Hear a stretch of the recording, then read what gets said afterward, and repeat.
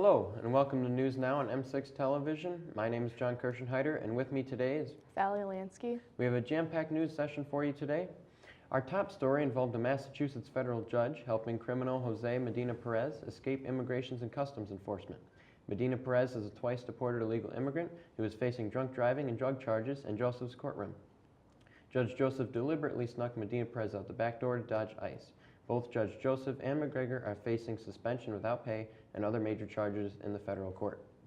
Japan's popular 85-year-old emperor is giving up his throne. This happened Tuesday during a brief solemn palace ceremony which was televised to the nation.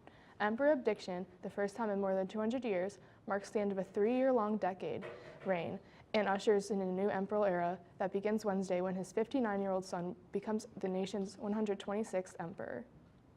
On April 27th, the commander of the naval station Guantanamo Bay was relieved for a loss of confidence in his ability to command. The Army commander had been under investigation since this March. The previous commander was appointed in April of 2018. Officials say the change in command will not affect the humanity of the base in any way. On April 28th, a zinc plant suddenly exploded in Morrisboro, North Carolina.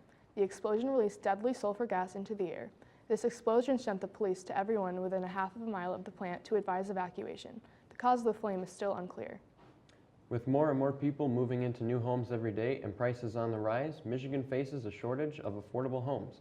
According to a state housing affordability study, Michigan will have a deficit of more than 1,500 housing units, and by 2045, and Detroit is one of the badly affected areas.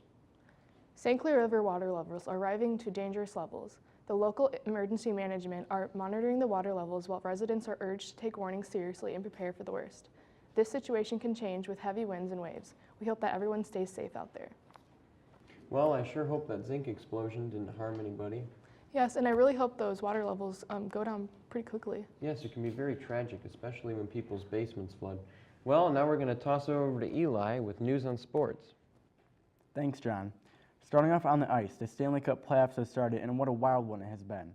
4 of the top 5 teams in NHL have already been eliminated from the playoffs, and that leaves some room for the new teams to hopefully lift the Stanley Cup.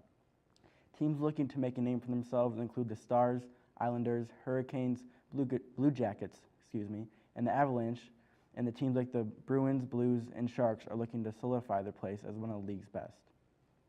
Moving right onto the hardwood, with the second round of the NBA playoffs starting last Saturday, it's anybody's game. The Golden State Warriors are attempting to win the title for the 3rd straight year.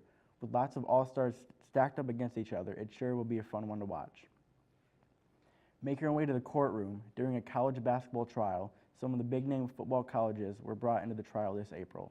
Louis Blazer, an FBI agent, was witness for this trial. During this trial, he pleaded guilty for paying college football players at some of the biggest schools for over a dozen years. He said that he paid the players to help out with the family with financial needs.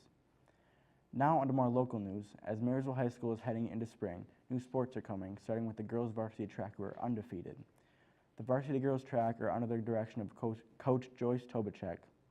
Some upcoming meets for the girls track team are the Muscat Classic on May 4th, following the Invitational held at Marysville High School on May 10th, and the regionals, which are on Memorial Day weekend. We wish them the best of luck for the remainder of the season.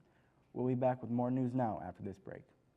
We live on a planet that is amazing in multiple different ways, but environmentally, its natural resources are being exhausted every day. Human overpopulation is one of the crucial issues with the environment today. Overpopulation has provoked the buildup of the intensity and many other aspects of environmental issues we have today, including the loss of fresh water, pollution, and many other problems. If humans continue to use up fossil fuels at the rate we are now, in 100 years we may not have any left. By 2040, it is estimated that fossil fuels will compose 59% of the total primary energy demanded. Overpopulation is also causing the depletion of freshwater. It is predicted that in the next 10 years, more than half the world's population will be facing water shortage. Additionally, overpopulation has been the pressing cause of air pollution across the globe. So please, stand up with the rest of the world in helping save lives and the future of our wonderful planet. For more information, visit www.everythingconnects.org/overpopulation-effects. Welcome back to News Now. John, I heard this next guy got himself stuck in a pretty sticky situation. Yes, he did. A man named Keenan Holmes in Tulsa, Oklahoma, broke into Floyd & Son's body shop and when he tried to get out of the area so he wasn't caught, he climbed up the Durango Auto Center roof and then fell down and got wedged in the chimney, where police found him the next day and he was arrested. Talk about a tight situation. 88-year-old Tinny Davidson has been waving to children in her neighborhood since she and her husband moved to their house in British Columbia. She would wave to the teens walking by, and they would happily wave back. When the community heard that she would be moving into an assisted living home, more than 400 teens gathered in her front yard to say goodbye and hand her flowers as appreciation. Oh, I can't believe that guy got stuck in a chimney. Yeah, that was a pretty good move on his part. Not very effective in there. No, not at all. No. But you know, I'm pretty glad to hear what those guys did for that lady, and you Yeah. know, it's nice to see that happening around the community. It is. All right, well now we're going to head over to Kelsey with news on our own Marysville High School. Thanks, John and Thalia. Over 100 different schools came to Marysville High School for their choir festival. The festival lasted from April 29th to April 30th. The Marysville Choir sang on April 30th and did excellent. They scored a 1, the best score, and qualified for nationals. Great job, Marysville Choir. Following the choir festival, the seniors are getting even closer to their graduation day. The Marysville High School seniors will make their last walk around the school on their last day on May 24th, and prior to the last day, the seniors will be able to come to the school in the morning and be honored in their senior breakfast. On May 28th, the seniors will have their baccalaureate, and on May 30th, the seniors will have their honor convocation. On June 2nd, the seniors will finally walk the stage and earn their diploma. On their commencement will take place on the football field or inside the gym, weather depending. We'd like to congratulate the class of 2019 with all their hard work these past 4 years and wish them luck in their future. Continuing on the topic of the seniors, the 2019 senior prom just occurred on Saturday, April 27th at Alexander's Banquet Hall. Overall opinions gave positive reviews about the features like the decor and food. This night will be remembered by the seniors of 2019 as the last dance of their lives in high school, and some will remember it as much more. Make sure to join us after this short break for more news now on M6.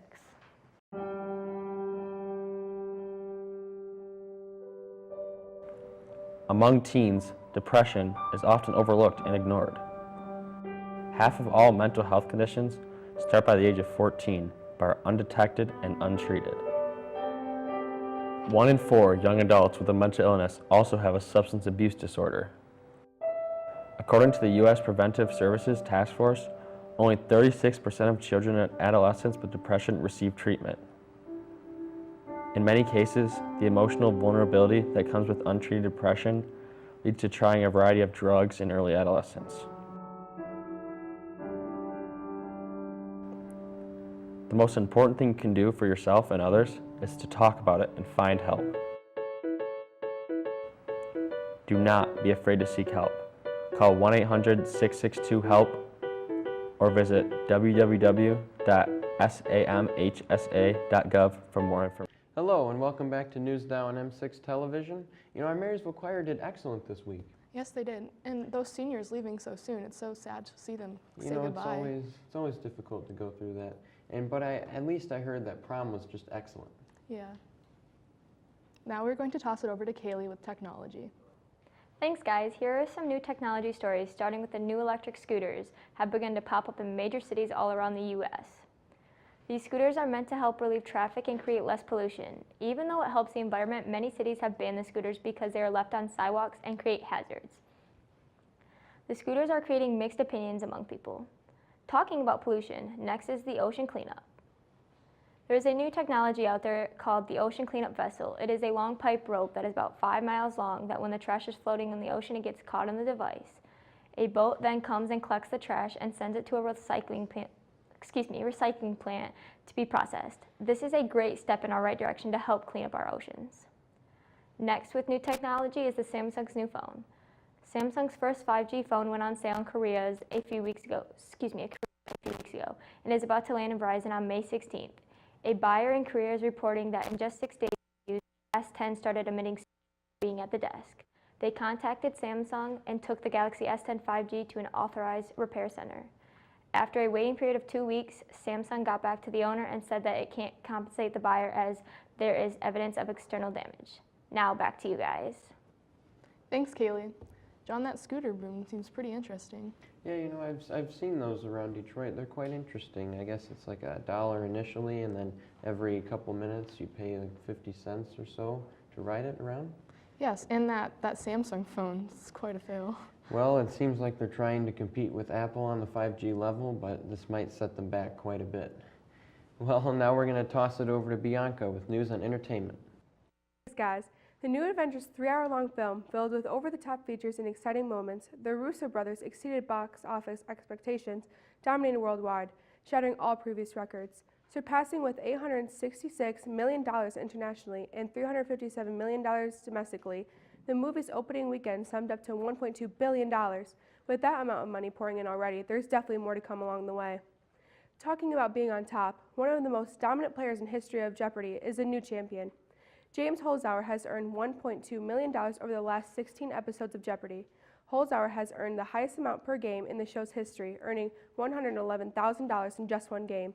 This professional gambler from Las Vegas has made it a nightmare for the 32 other people in the last 3 weeks to compete against him.